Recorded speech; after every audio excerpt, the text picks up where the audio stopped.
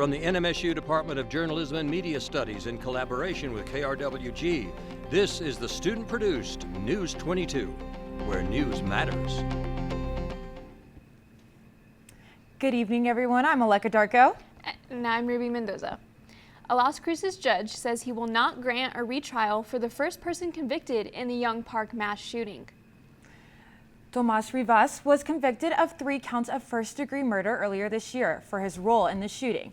His defense attorney plans to continue appeals, and his order denying the motion ruled whatever mistakes were made in the trial would not have changed the jury's verdict.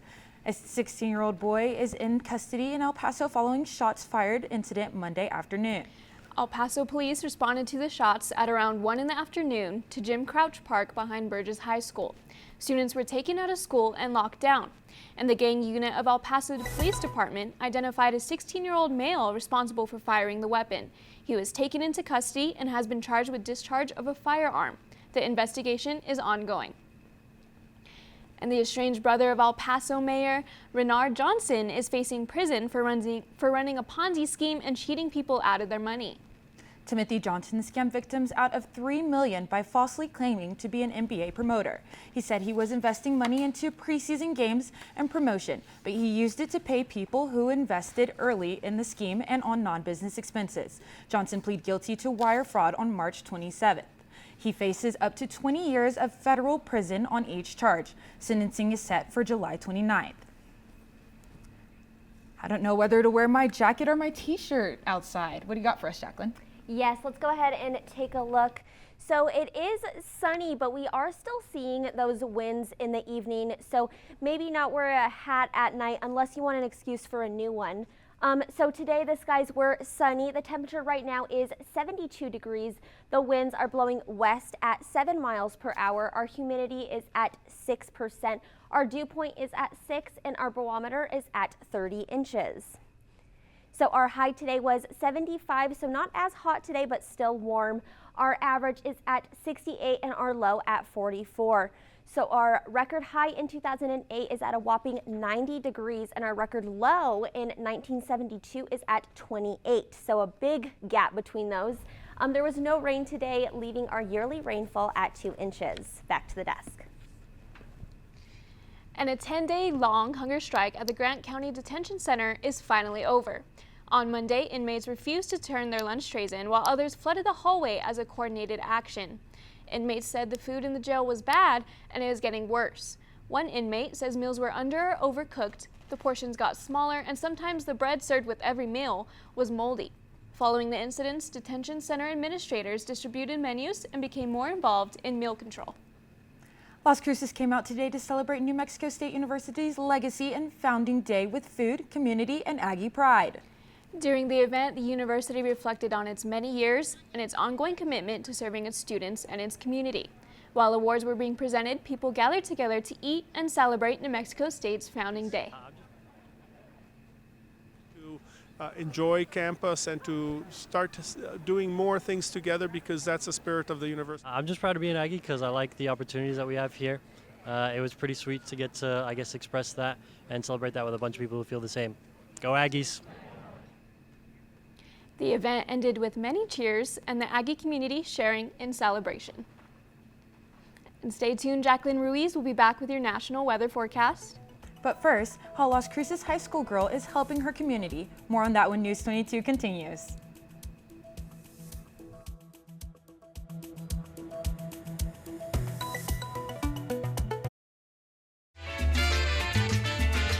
On this season of Patty's Mexican Table, we are in the Yucatan Peninsula. ¡Qué rico! I'm gonna take all the things I learned here and put them to use in my kitchen so that you can use them too.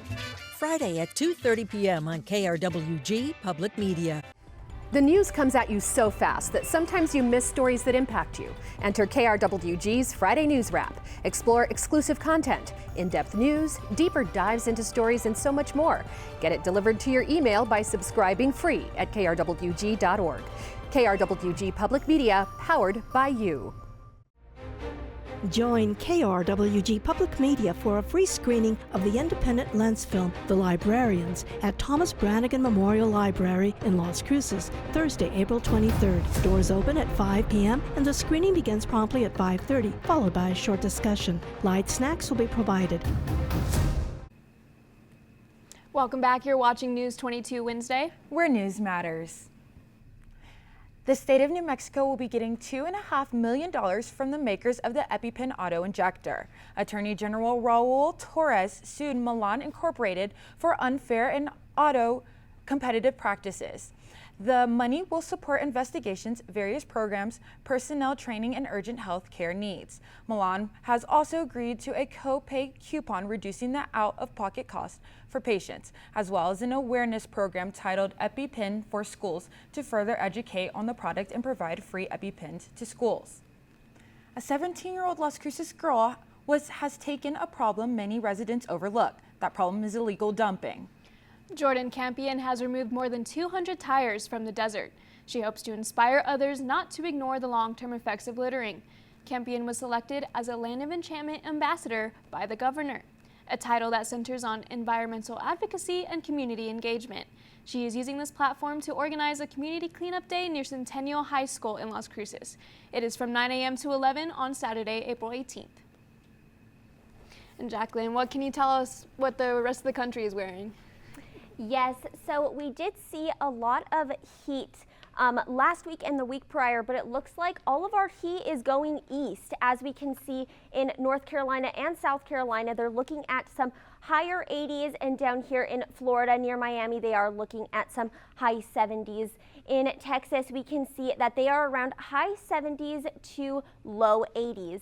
So we can see they are seeing some of that heat there, and it seems like over here in the northwest, they are holding on to winter as long as they can, still seeing some of those cool conditions. In Montana, it looks like they're reaching a low 38. And in California, they are seeing some beautiful weather, which is pretty typical for about this time of year. Taking a look at my next map. So yes, this is some footage from Wisconsin as they were seeing some rain and tornado damage. We can see some of those high winds should continue until Friday. We can see a lot of that flooding in the streets and even flooding outside of people's houses where they are getting rescued, but luckily there is no case of people getting injured. Taking a look at my next map. So keeping it in the northeast, we can see all the way from Albany, New York, all the way down to Dallas, Texas, and Oklahoma City. They are looking at some severe thunderstorms. We can see some moderate thunderstorms in the middle right here in Springfield and Oklahoma City. So these can be damaging if they reach between 60 to 70 miles per hour. That's all I have for you right now, but I'll be back with your local temperatures.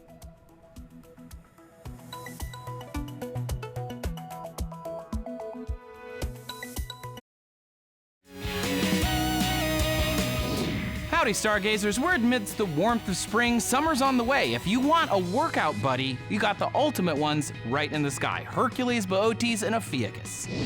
Hit the darkness around midnight and use the Arc to Arcturus trick from the Big Dipper to find the booty of Boötes the herdsman. Did you catch his kite-shaped figure? He can herd something. Next, spike from Arcturus to Spica in Virgo, spying on the boys, I'm sure, and make a slanted box with Arcturus and Spica on the right and Vega and Razelhague on the left. Razelhague is the head of Ophiuchus the Serpent Bearer, going full Brittany. Ophi is technically the 13th zodiac, but he's not unlucky. Above Razel and between Vega and Arcturus is the keystone figure of Hercules, so fine that he is still famous all these centuries later. Clearly, I need to get my beach body working. Keep looking up.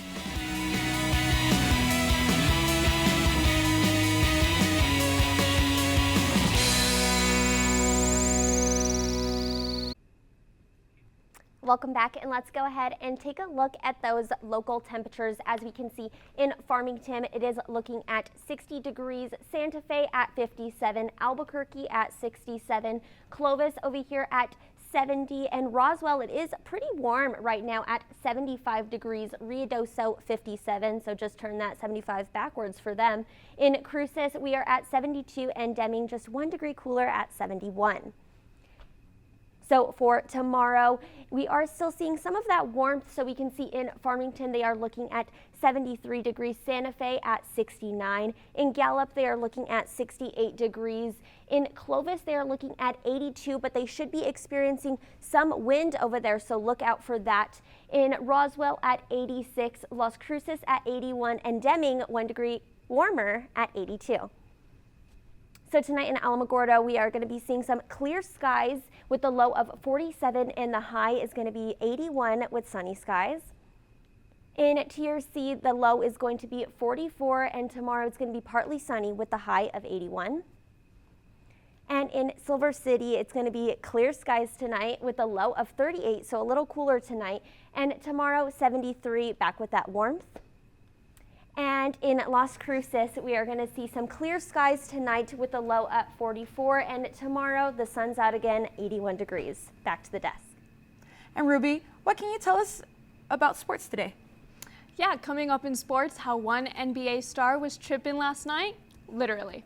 You can toss that remote because I'll be back with sports.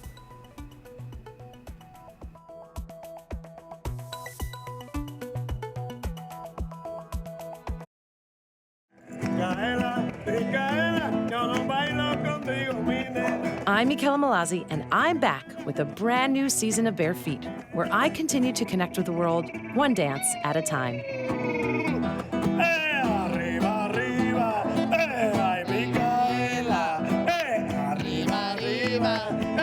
Join me for this new Season 8 of dance and music adventures from around the world. Saturday morning at 9:30 on KRWG Public Media.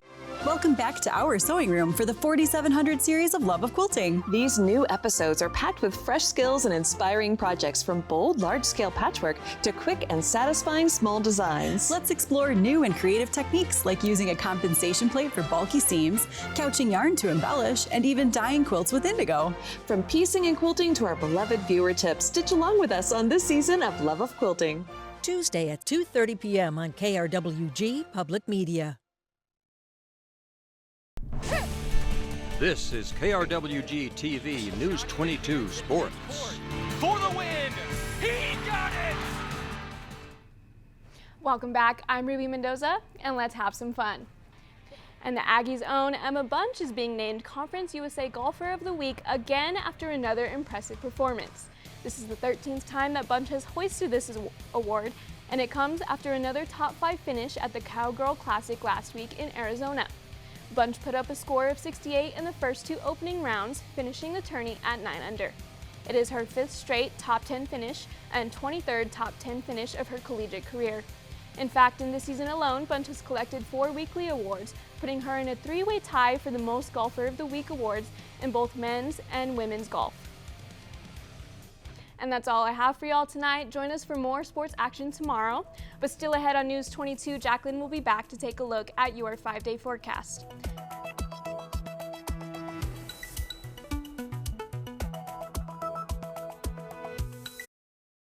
We're here in Washington to find out what comes next. Donald Trump won re-election, promising to reduce illegal immigration. The Republicans will have a majority. Will that really solve America's migrant crisis?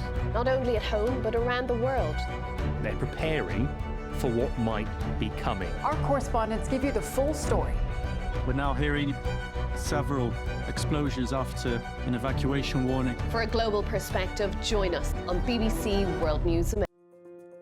Do you have a vehicle that you no longer need or use, and it's taking up valuable space? Donate it to KRWG, and we'll arrange to have it picked up and sold, with proceeds supporting KRWG. That's right, you can declutter and reclaim that space and support public media right here in your backyard. Get started today at krwg.org.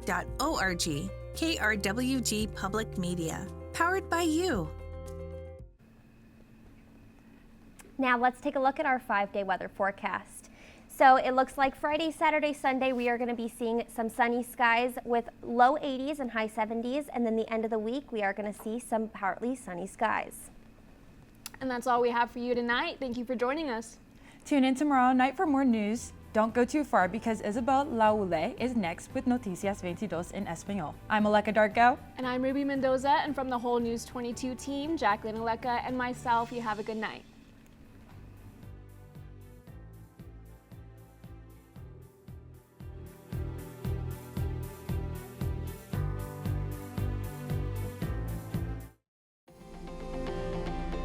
This news brief en español is brought to you by Noticias 22, la información más completa de Nuevo México, El Paso y la frontera. Noticias 22. Muy buenas tardes y gracias por estar con nosotros. Les acompaña Isabel Laulé en Noticias 22. En Las Cruces, el juez Douglas Driggers deniega las solicitudes de absolución y de nuevo juicio, presentadas por uno de los jóvenes convictos responsables del tiroteo del Parque Young. Tomás Rivas fue el culpable de los 3 delitos de asesinato en primer grado a principios de este año. Su abogado defensor tiene previsto apelar la resolución del juez Driggers tras la presentación de pruebas vinculadas a una tercera solicitud, en la cual se argumenta que el presidente del jurado intercambió mensajes de texto durante el juicio. Estas pruebas se examinarán durante una audiencia probatoria llevada a cabo en mayo.